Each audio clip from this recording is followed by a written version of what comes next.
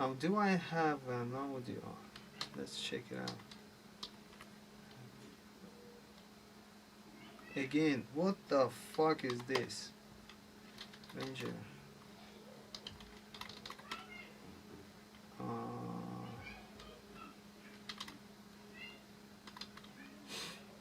Alik Rustamov is in full effect. If you didn't watch the first two videos,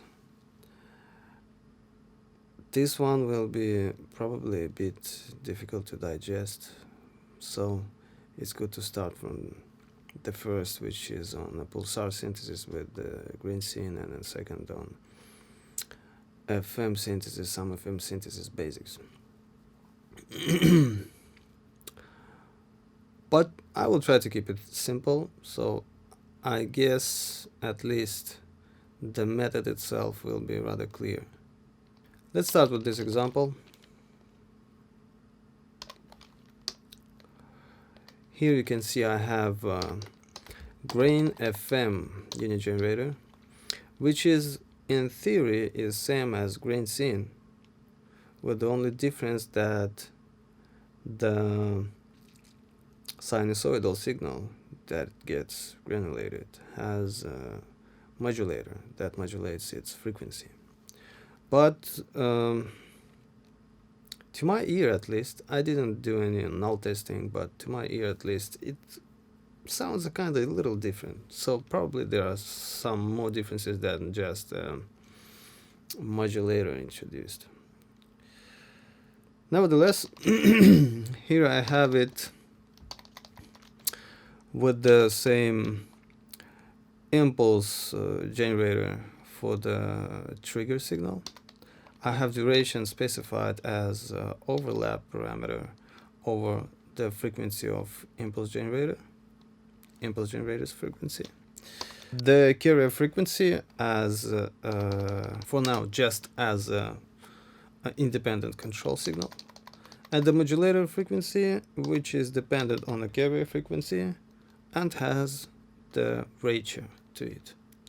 And the last one is a modulation index, which we can use to introduce the modulation. If we put it to 0, then it should behave just as a grain scene. The modulation is at 0. The modulation index is an amplitude of the modulator.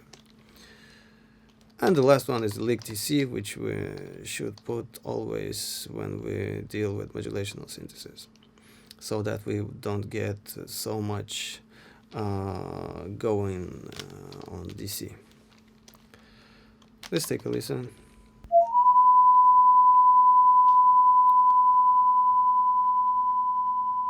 Yeah.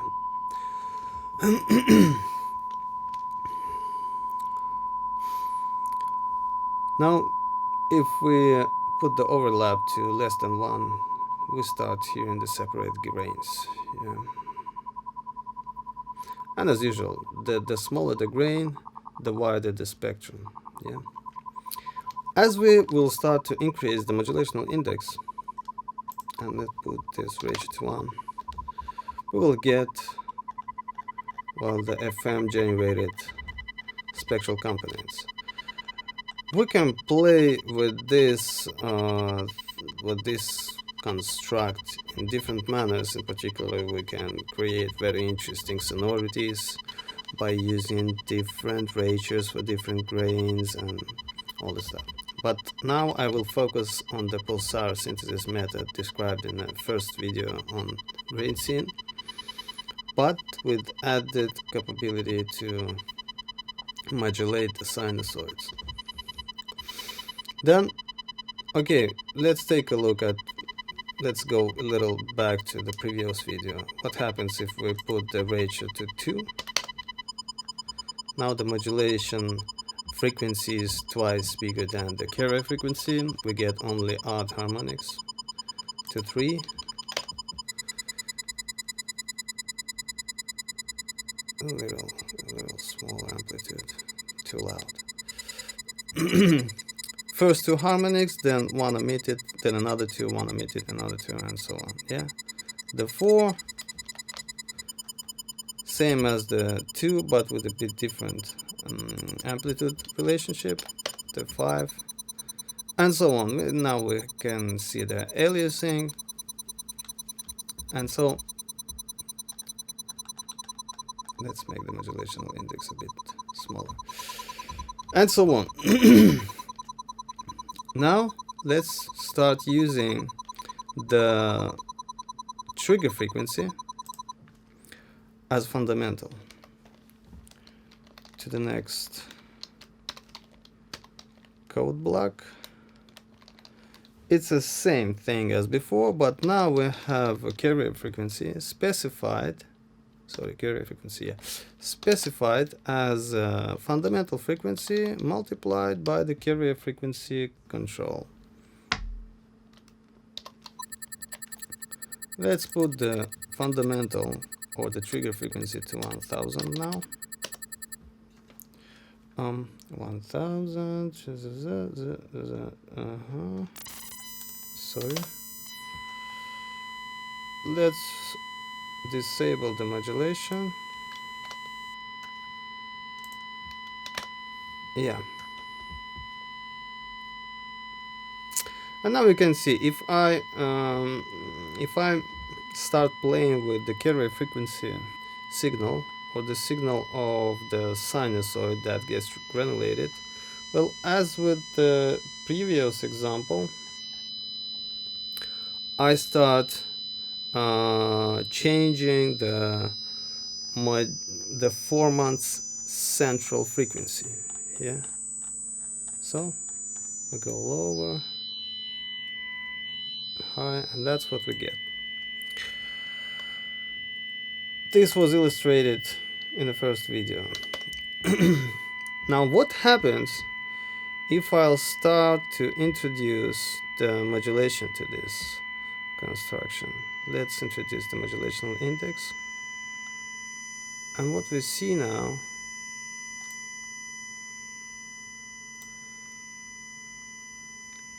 is that we have kind of copies of this structure on the increasing harmonic numbers.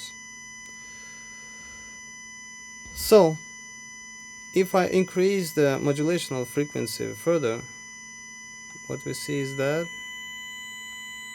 the distance and the structure of the whole 4-month structure goes to the right on frequency axis. Yeah, we still have the harmonic spectrum. Yeah, these are harmonics. Yeah, 1, 2, 3, 4, 5, 6, and etc. And we kind of have this one operator, but with the capabilities of amplitude modulational synthesis, which granulation introduces, this Pulsar method introduces. We have an ability to have this 4-month structure duplicated at specified frequencies. Let's put the modulational frequency ratio to 5. Yeah, now the distance is more between those structures, and we can reduce some of the modulational index, some amount of modulational index, and now we have kind of 3 4-months. Yeah, and as with the grain scene thing, we can focus on them more or bring the richer spectrum into the picture. So that's simple. That's the thing that I wanted to employ in today's video example. So here is the synthesizer. Let's look at this one from bottom to top, to the top. So out, in out unit generator, we have the out bus control. We use this thing in order to connect the output to something else than just our loudspeakers. Yeah, And that says that now the reverberator is at a separate synthesis node. So we will connect those two. The next is this e.t.c thing, yeah, just to remove the DC components, and the mix, which is only one GrainFM, yeah.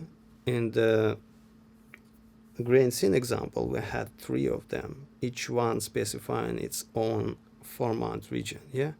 But now we have only one, because this one generates, well, as much 4 months as we need. Of course, it's not that detailed control as with grain scene, but it has its own interesting sides, yeah. And again, it demands less CPU, although I don't think that the previous one demanded a lot CPU. The thing is, with GrainFM and granular synthesis, these unit generators have internal polyphony. So when you start to increase the overlap parameter, that's when they start to eat the CPU, because they actually increase the number of grains played simultaneously. Now, I add the sinusoidal oscillator that plays the fundamental, generates the fundamental, and keeps it always in place. The frequency for the sinusoid is this frec parameter with some modulation added to it. And this modulation is different for the left and right channel, so we get beatings and the width from this method.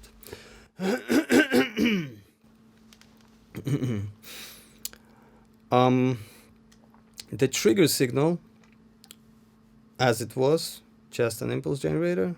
The D variable controls the duration, which is overlap over the frequency of impulse generator. And overlap has a connection to the envelope generator.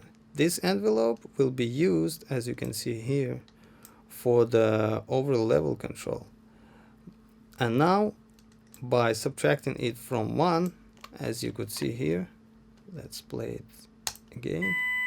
If I decrease the overlap, we get the richer spectrum, yeah? When I increase it, we get this. So what I want to do is, when the amplitude is at its maximum, the spectrum is like this. But when it gets decreased, and the release time is working now, yeah? For example, we're at the release phase. It goes like this, yeah. So at maximum we get the richer spectrum. So that's why I extract it. So that's why I subtract it from 1.1, and 0.1 is just an offset because I don't want it to go here. I don't want this. I want something sort of like this. Not a big difference probably, yeah, but in some cases might be.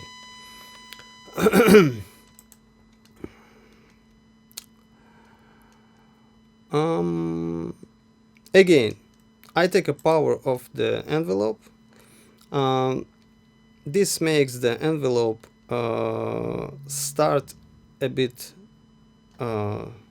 faster than the overall amplitude envelope. So and keep the level a bit longer, yeah, than the overall envelope, yeah. So the envelope which goes like this, now will go like this, yeah, this versus this. Okay, if you watched the first video, you saw the plots. Now the next thing is carrier frequency. Carrier frequency here is the, let me remove this thing. Carrier frequency here is the fundamental frequency multiplied by the carrier frequency control plus some noise to modulate that thing. And by the way, how it modulates, it's interesting thing. let's put that thing back. Let's put that thing here. Now take a look. What happens if I modulate the carrier frequency? You see? They all follow that, yeah? But the thing is, they don't follow it quite in the same, with the same rate, yeah? Let's take a look. See here, let's count from 1. This 1 second, yeah? Second, third one, yeah? The second one is the biggest one in its amplitude. Now here they are equal, yeah? And here this one is which is the third one, yeah, is the biggest one. So they have the different rate of modulation. So that's an interesting feature of this approach to modulate the spectrum. It looks like they are the same, but when you start to modulate them, they have a little different properties of this modulation. Now the modulational index. Modulational index is, as we can see, assigned to the envelope. And modulational index, as I mentioned in a previous video,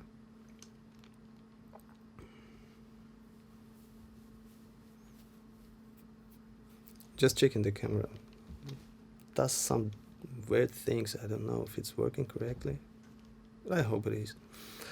Let's hope it is. So as I mentioned in the previous video, the modulational index in modulational index synthesizers is probably the first correlate of the subjective brightness parameter, yeah? So it's the first candidate to assign it to an envelope generator that with in some way is connected or correlated to the main amplitude envelope. This will give that natural timbre behavior, the brightness behavior, yeah. So I take an envelope, take it to the power of 3.3, and that means that it will become brighter due to this modulational index parameter. The timbre will become brighter a bit later than the overall amplitude arises, and will die out a bit faster than the main amplitude goes to silence. Then I modulate this as well with the low frequency noise, and then there are two noises basically. One goes to left and one goes to right, due to this multi-channel expansion thing. Okay. As with the first grain scene example, I take the envelope generator signal and multiply it by pink noise, so that we will have actually two pink noises. We will have two envelopes, different in left and right, and they always will variate. Every next note will have a little bit different characteristics, just due to the pink noise added to the, or multiplied by this envelope. And this pink noise, of course, is low pass filtered, so that we don't hear the actual noise, but we hear the bit different behavior here and there, just as we get that when with the mechanoacoustical instruments.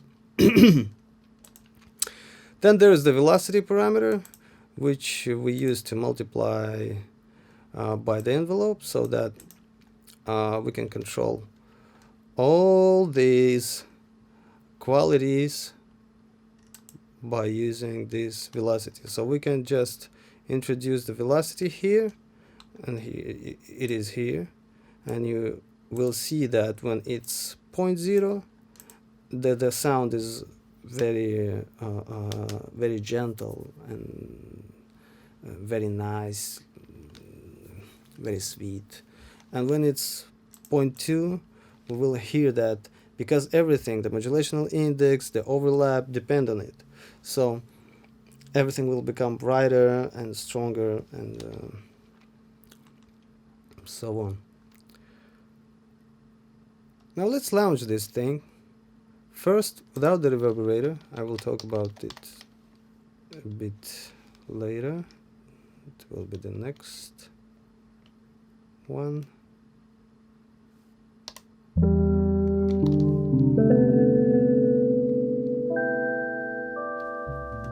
Point 2 velocity.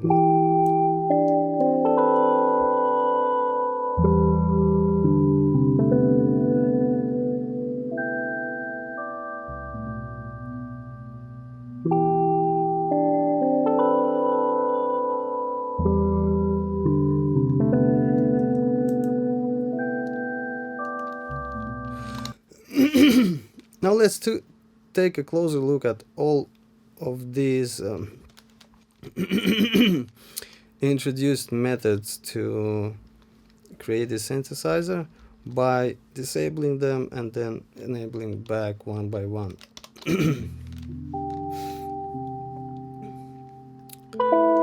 Let's start with this.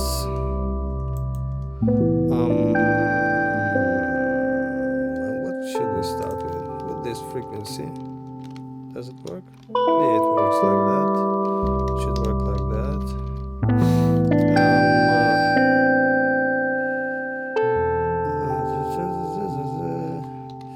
Let's remove this.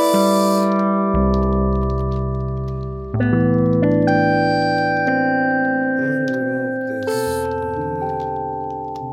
It works.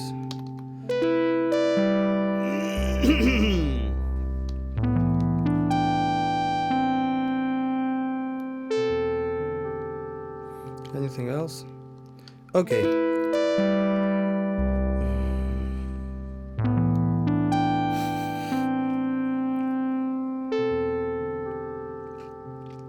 Okay. What we have now is a monophonic signal, which we hear only in left channel. Yeah? Because everything that provides the stereophony is disabled. Now let's introduce this pink noise. Now it's stereo, yeah? It doesn't change the cross correlation that much. Let's take a look at cross correlation. You see, it's almost always mono, yeah? Two identical signals in left and right.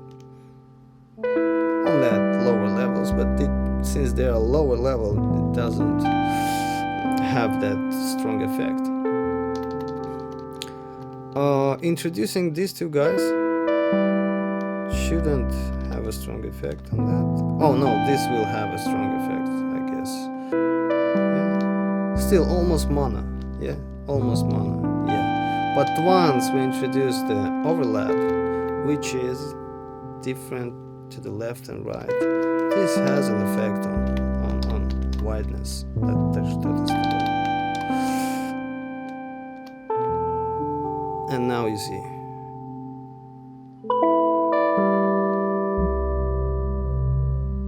And we start hearing that little very interesting phasing effect.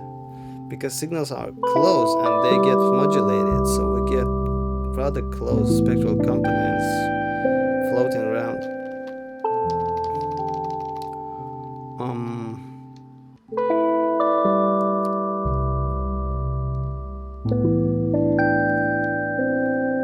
And let's take a look at this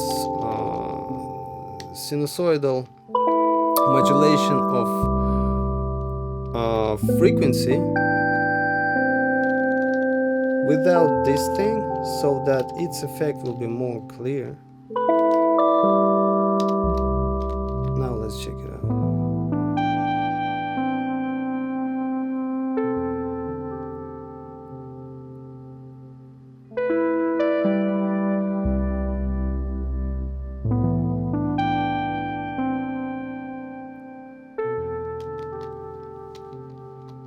And now let's add this one.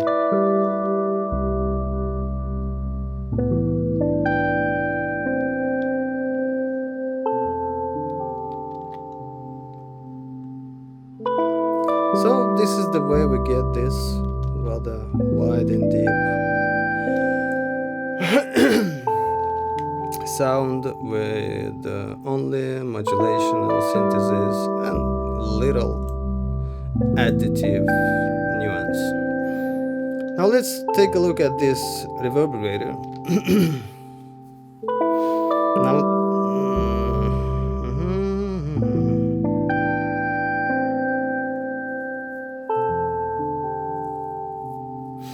yeah, here you see, well, the very typical approach.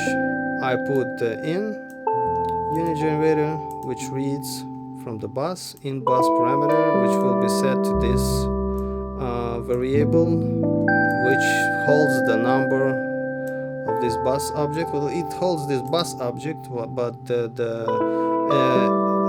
p-bind will ask it for the number of the bus number. Yeah, so at the end, that number will go as a message to, as OSC message to SC synth. The difference with the previous example on GrainScene, the GrainScene example, is that now we have this end variable which controls the number of all-pass filters in the all-pass chain,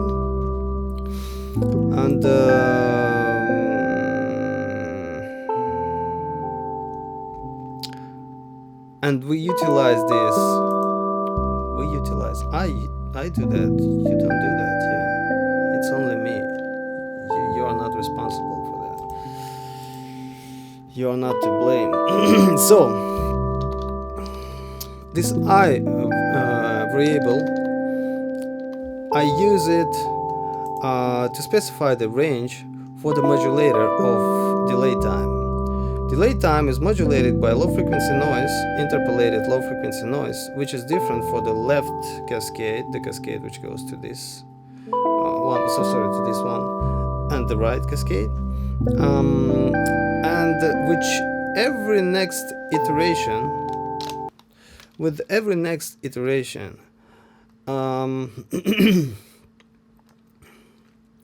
I increase the range. So the first all-pass filter has the smallest range of modulation, of delay time modulation. Yeah, the next one has this range multiplied by 2. Yeah, and the next one has it multiplied by 3 and then by 4, and so the every next all-pass filter has bigger delay time. Well, statistically speaking, because the low boundary stays the same. So, well, it might happen sometimes that their delay times, the resulting noises, are at something near the lowest boundary. But we are speaking statistically. In this example, I don't want to bring, I don't know, the emulation of some real space, or pretend to.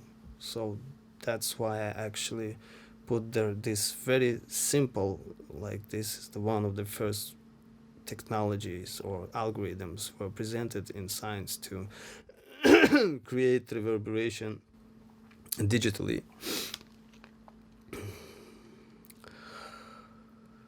The next parameter is decay time. The decay time of an all-pass filter is its feedback coefficient, specified here in Supercollider realization as time it takes to decay. I guess it's specified as that T60 parameter, which is the time it takes the signal to decrease by 60 decibels. Basically, what is the feedback coefficient? Well, the all-pass filter in itself is a filter that doesn't do anything to the amplitude frequency spectrum part. What it does, it changes the phases. Yeah, and as you might guess from this definition, that there might be lots of different ways to create all-pass filters, and they will sound a bit different and do a bit different things, like have different controls and be suited for different tasks. In what's used in reverberation usually is this topology of where you have the comp filter, the so-called feed forward comp filter, which is just an echo-like structure, which, sorry, no, feed forward, which is just a delay. That's just a delay. We delay the signal, and we sum it to the undelayed signal, yeah. But the feedback comp filter is the one that works like an echo. So it has the delayed signal gets delayed. That's a good approach, I guess. Very economic one to express the block diagram on fingers. Actually, seriously speaking, I will later make some number of videos, I guess, on reverberation, and will probably show those block diagrams. Of course, that should be done, I guess. But now, on fingers, what is that decay time? So, the comp filter and the all-pass filter that's based on it has that thing inside, and that thing actually does those echoes is as follows. You have the signal that comes, this is the input. It comes here, gets delayed by some amount, goes to feedback, then gets delayed again, yeah? But in this feedback, it gets multiplied by something, which is for the stable filter, less than 1. Yeah. So this coefficient, if it's so very small, then the echo will die out very fast. If it's big, it will last for a long time. If it's around 1, it will last forever. Yeah. So this is decay time, is this parameter specified in seconds, how much time it will take it to die out. So what I do to this thing here, for example, it equals n minus 1. So the first one will have 8 seconds of decay time. The second, 7 seconds, and so on. Yeah, I grows with every iteration. N is a fixed thing, which is 8. Okay. Now in this one, the second one, it just grows with every next one will have the longer delay time. And with this one, a bit more fancy thing. The first one has a 4 seconds delay, the second one 3, then 2, 1, yeah, and then that thing will go up, and so the last one again will have more delay time. But actually, I guess 2 and plus something. We should add something to it so that it won't be 0. Yeah. Let's add something. Let it be like this. So, that's it. Let's check it out, how it sounds. We have this definition, but nevertheless, let's start. Let's specify this thing. Start this thing. Set it to the bus. Now let's do the bus. Would you play, please? Yeah.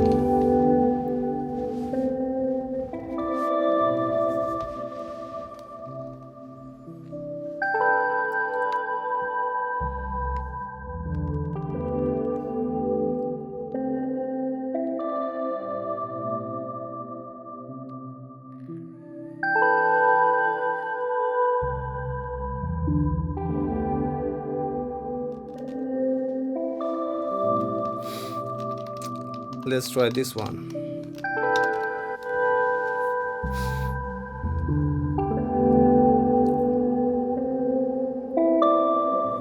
Every next all-pass filter in the chain has bigger decay time.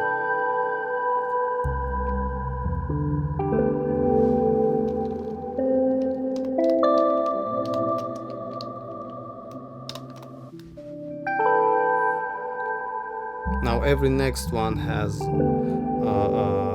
lower decay time.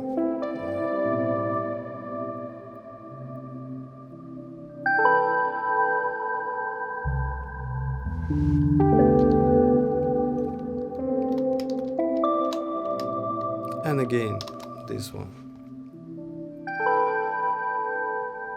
Kind of wavy effect, a very tiny wavy effect in this space component. Now, with this space component, you can see this thumb at the end, which is the nonlinearity. It's kind of wave shaping, yeah, it's the saturation thing. But its effect is rather not to the amount that it starts sounding dirty. No, it just brings the colors up a little. And the last one is, you might see that in the previous videos it was something like rand here, yeah, to control the dry signal's amplitude, and so its distance to the listener, yeah, distance to the virtual sound object.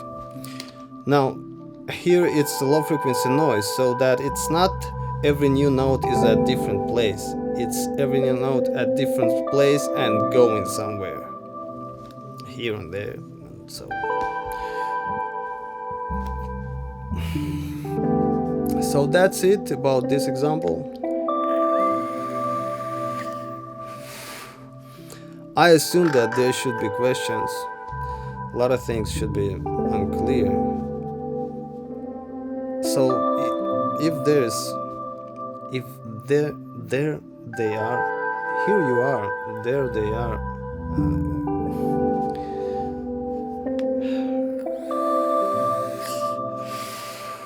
Let me know. I will take time to read those comments, of course, and later I will organize the new materials so that I will put some time on the questions that you will write, and of course I will answer something right in the comments if you will.